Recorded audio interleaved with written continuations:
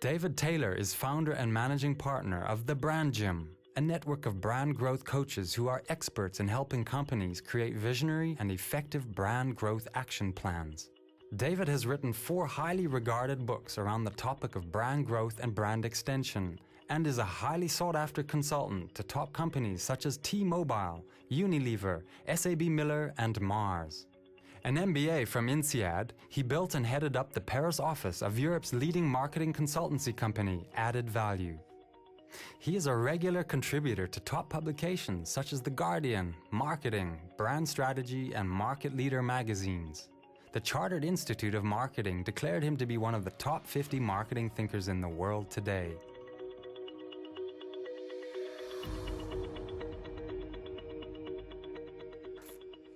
I'm David Taylor from The Brand Gym, and we're going to look at how to grow your core brand and your core business, and why this is so good for your bottom line. Now, all brands started out selling something when they were born. They had a strong core business. They stood for something in the eyes, hearts, and minds of consumers. But over time, many of these brands have ended up being lots of things. Dove, when it was born, was a humble, simple cleaning bar. Now, it's selling everything from shampoo to shower gel. And look at Apple. Its core business was computers.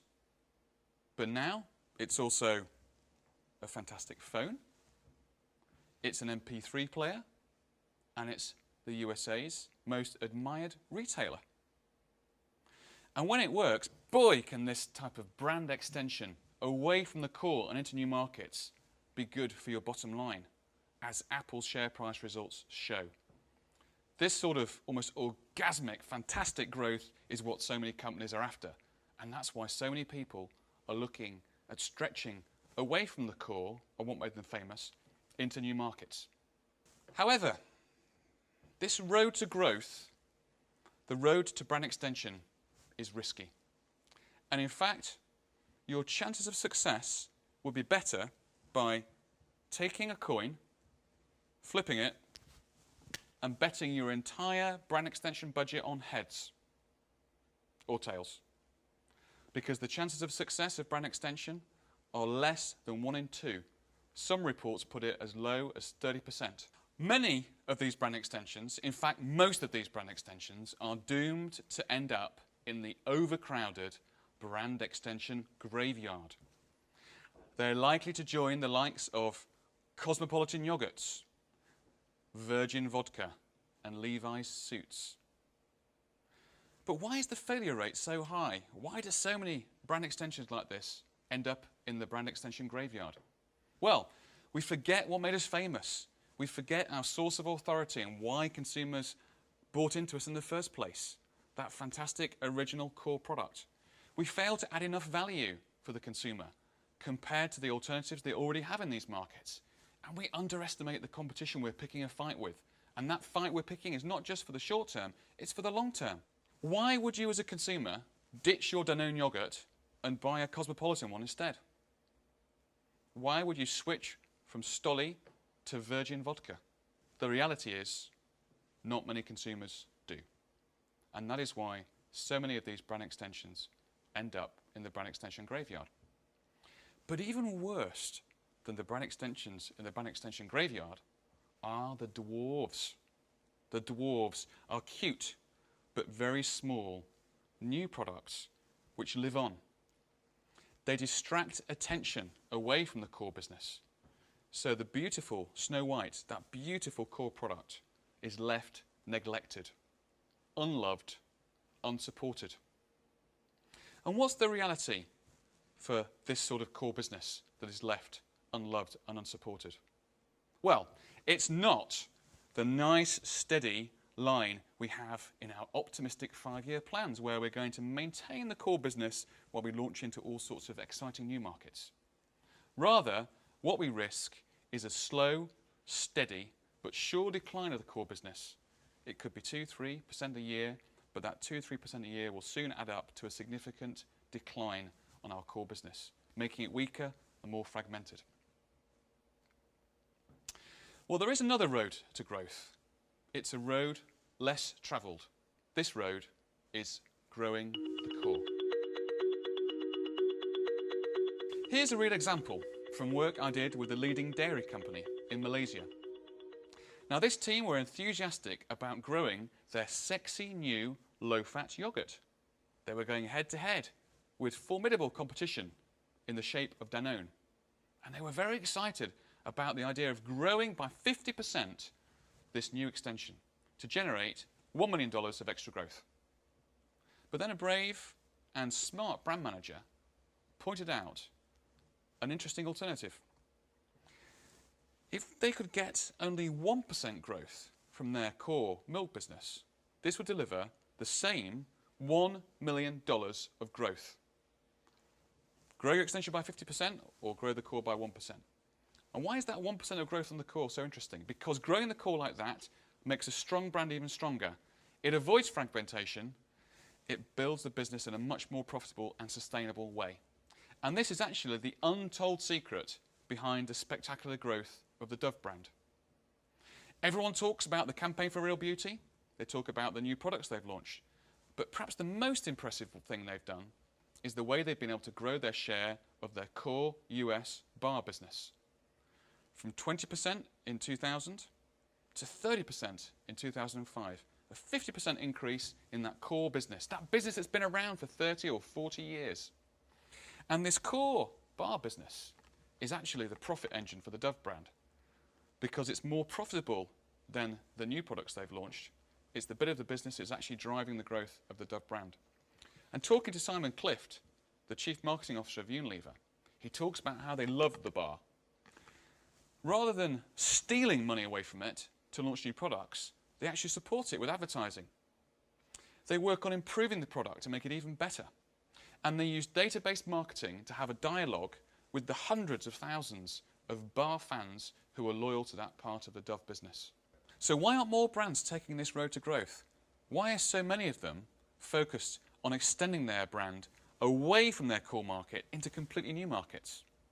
Well, launching an extension is perhaps more sexy. You get to use all the exciting tools in the marketing toolbox. Growing the brand is also perhaps less well rewarded. You're perhaps less likely to get promoted if you grow the existing business rather than create something completely new and different. But most importantly, growing the core actually requires more creativity, not less creativity, than launching into a completely new market. How do we take what we've got and grow it without making substantial major changes? Now that's really hard, and that's why I want to look at 3 steps that can help you grow your core business. So let's start with the first of these, which is all about remembering what made you famous and refreshing it for today. And we'll do this by looking at the James Bond brand. Now the first thing is all about we've got to look back. We've got to look back at our history, something which is very often overlooked by marketing and brand teams. It's incredible. They often have a history in their head of about 1 year. They might ask the advertising agency and get 3 or 4 years. You say, let's go back 20 years. They look at you as if you're talking Chinese. And this is actually a dereliction of duty. We should all have that history about our brands and where they came from. And look back at James Bond and all the rich history we've got, going back to Dr. No 40 years ago, all the way through to Casino Royale in 2007. We also, though, need to look at the competitive context. This is all about looking at, first of all, looking at direct competition.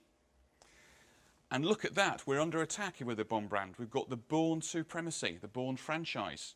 We've got Vin Diesel in XXX. We've got all sorts of movies that are attacking us.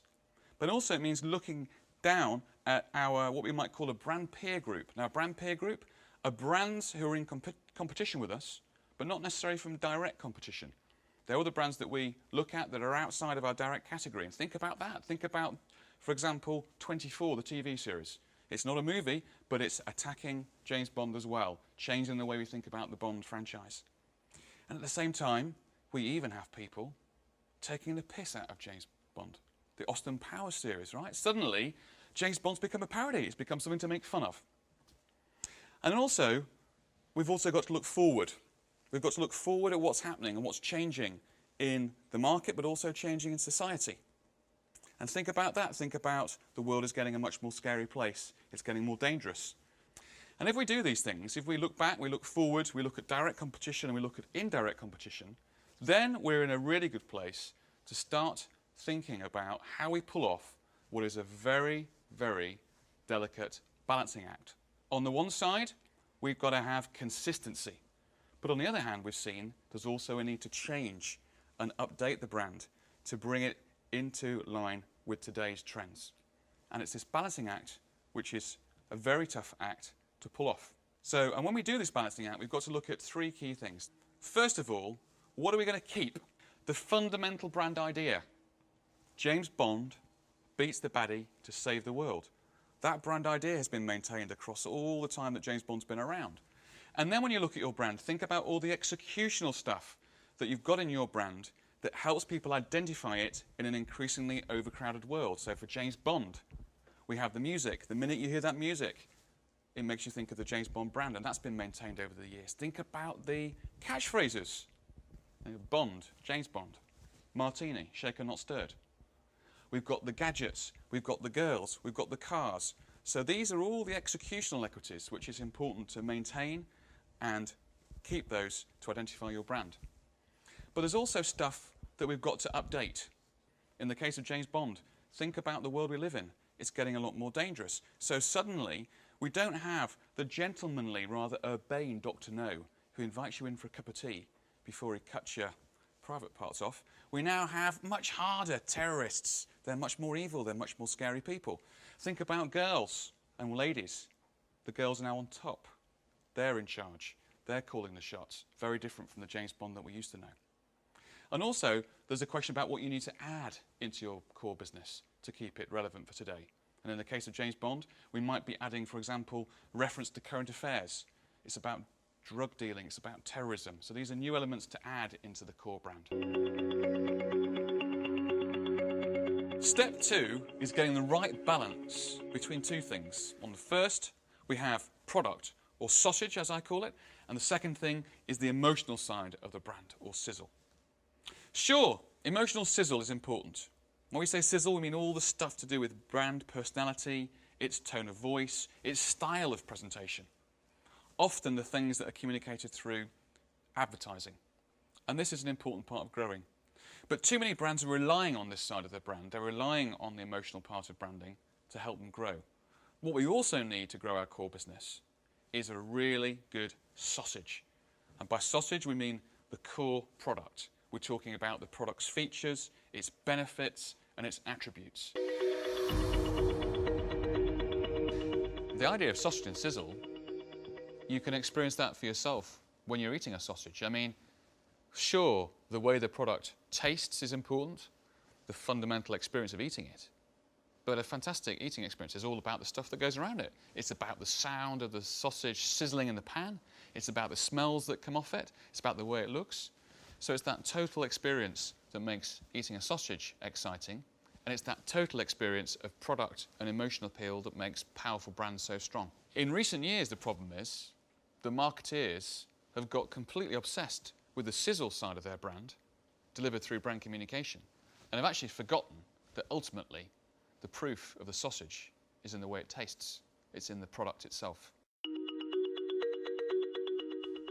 And it's the combination of this, a great product with a distinctive style and tone, that has helped the Innocent Smoothies brand grow from nothing to being a $200 million business in just under 10 years. Visiting Fruit Towers to meet Dan, the Innocent brand's creative director, showed me firsthand just how important the product is to Innocent Smoothies. Their sausage is this core smoothie. It's a fantastic, tasty, fresh, 100% natural fruit drink with absolutely no nasties inside it. That's their sausage. And boy, do they put some effort into that core product. They do monthly blind tests to check that product against the competition. And when they find out that the competition are catching up, they work on improving that core product. In the case of Innocent, it's strawberry and banana smoothies, now with extra strawberries. The sort of stuff that would make a Procter & Gamble man like me proud, working on that core product. They're also looking at creating products to meet new consumer groups, like the new Innocent Smoothies for kids, for example. We're still in the same core market. We're not stretching out into new stuff. We're doing smoothies, but in this case, adapting them to meet the needs of kids. And then they're also looking at new flavours on their core smoothie range. So, for example, launching a superfoods version, packed full of good stuff that delivers extra health benefits. And all of this working on that core business to deliver a fantastic product experience. And then we have the sizzle, the emotional side of the Innocent brand, which works with and reinforces the product sausage. This brand is innocent by name and innocent by nature. It comes through in the brand's tone of voice on their packaging. When you pick up a bottle of Innocent and look at the top, it doesn't say used by, it says enjoy by. And every bit of text on the pack is used to tell a really interesting and exciting story about the Innocent brand. Each pack is almost like a mini magazine. And then we have the way they do brand promotions. Rather than a boring buy one, get one free, we have buy one, get one tree. Buy a pack of Innocent and they plant a tree for you in Africa in order to do their little bit for the environment. Launching wave after wave of renovation on the core business is how Lynx body spray, called Axe in some markets, has been able to deliver a decade of consistent, profitable growth. They've grown by sticking to this core body spray business. But what they've done is, each year, come up with an exciting new fragrance. It's still a body spray, but it's now got a new and interesting fragrance. They've also given it a name that makes that new fragrance sound exciting and interesting. So over the years, we've had the Voodoo spray. We've had Phoenix that tied into the falling of the Berlin Wall. We've had the chocolate version that's recently come out. So we're still in the body spray business, but what we're doing is keeping that body spray business new and interesting by having new fragrances that can attract in a new generation of users into that brand. What's also powerful about the way that they work is they're working on their core business 3 to 4 years in advance. This year's new fragrance, to keep Lynx exciting, is already out there. The plan for next year is put to bed, and they're even working now 3 to 4 years out about what the fragrance idea for that period will be by looking at trends, the competition, and what's happening to the consumer. And it's these waves of innovation, all on the core body spray business, but keeping that core business fresh and relevant, which has been the key to their growth. Now let's look at some ideas about how you can stimulate idea creation for growing your core business in this way. First of all, let's look at just promoting the core business. We're not going to change the pack. We're not going to change the product. We're not going to launch anything new. We're simply going to sell more of what we have. Now, this is perhaps the most difficult, but also potentially the most rewarding way of growing your core business. And it's amazing what you can achieve if you have a small budget or no budget at all. You have to force yourself to be creative. You have to force yourself to get every bit of growth you can out of what you have in your core products and core brand. This is how the Geek Squad's chief inspector, Robert Stevenson, has grown his computer repair business from a little startup in his dormitory at university into a business with 20,000 PC repairmen. He uses every bit of the brand to create impact. So these agents, they have a very distinctive uniform. They have their badge with their agent's name on. They have a white shirt. They have a black tie. They have these black shoes. So that the whole look and feel of that brand is highly distinctive. But they also have the sausage, because if you look at the ratings of this brand in terms of delivery of service, they beat the competition out hand.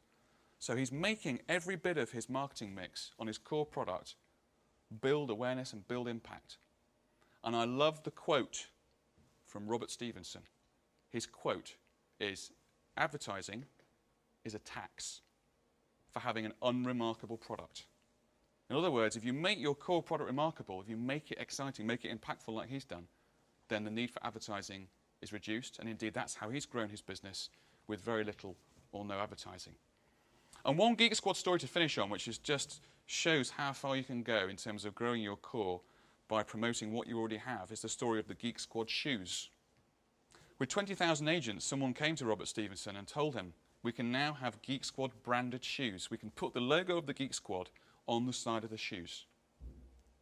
He thought about this and said, that's not very interesting. What I want you to do is to reverse out the logo of the Geek Squad on the sole of the shoes, because that means that every single repairman walks around leaving branded footprints.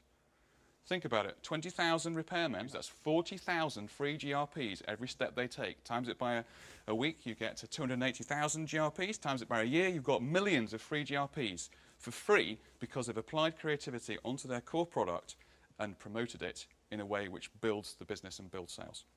So think about your core product. Think about how can we take every element from the product to the pack to the outer casing to the promotion to better promote it and sell more. The second step is about upgrading the core, making our core product even better. A good example of this is the UK's leading retailer Tesco. They have a consistent idea that goes across the business. It's been there for the last 15 years. Every little helps. And what they do is launch a series of new ideas that helps make the supermarket experience better and better and better. It's a relentless approach of identifying and then delivering new ideas on that core business. They were the first and still the first to have this idea of one in front. If there's more than one person in front of you at a checkout, we will open a new checkout. They even now have infrared cameras that identify when the queues are starting to get big, and it means they can allocate more people to get those checkouts moving. They launched Tesco Finest, now in its own right, a £350 million business. And then they have facilities and services such as bag packing, where people can help pack your bags for you. So this is a stream of ideas about making that core product better and better and better, investing on the core business. The third way of thinking about your core business is about the power of packaging. Packaging is an incredibly powerful way of growing your core brand. This can be through graphic design. We've seen the example of Innocent Smoothies in the way that they use each pack almost as if it's a mini magazine. They use it as part of the marketing mix. It's what we call packvertising, using your packaging as a form of brand communication. And the second aspect is structural packaging, having a distinctive structure to your pack that helps it stand out. There can be no better example of that perhaps than Absolute Vodka. Think about that distinctive bottle, the pack shape and the graphics that make that stand out. It's been there for a long time. It's been used in 1,400 press executions, 1,400 pieces of press advertising that have all dramatised the distinctive packaging that they have. And you cannot underestimate how important it is for your business to be working on packaging in an overcrowded world that we live in. The average supermarket has 30,000 items. The average size of a shopping basket is around 30 items. In other words, every time your consumer decides to think about buying your product, they're making a 1 in 1,000 decision. You have to be the 1 in 1,000 they pick off the shelf and not one of the 999 that stays on the shelf. And the role of packaging to create impact and create standout is incredibly important in doing that. And that's why it's such an important way of growing your core business. So let's look at the packaging, look at the packaging graphics, the packaging identity, and the structural packaging to see if we can't rework that to actually build and boost our core business. Fourth and final is the whole idea of looking for new occasions and perhaps new users as a way of growing the core. This can be a great way of breathing new life into an established, perhaps even boring product. Think about Ferrero Rocher. It's something for a lot of people that is linked to seasonal occasions, and particularly Christmas, as a seasonal product, perhaps as a gift. What they've done, very cleverly, is taken the same product by putting it into a 4-pack in a convenient format that you can buy at the checkout of a supermarket.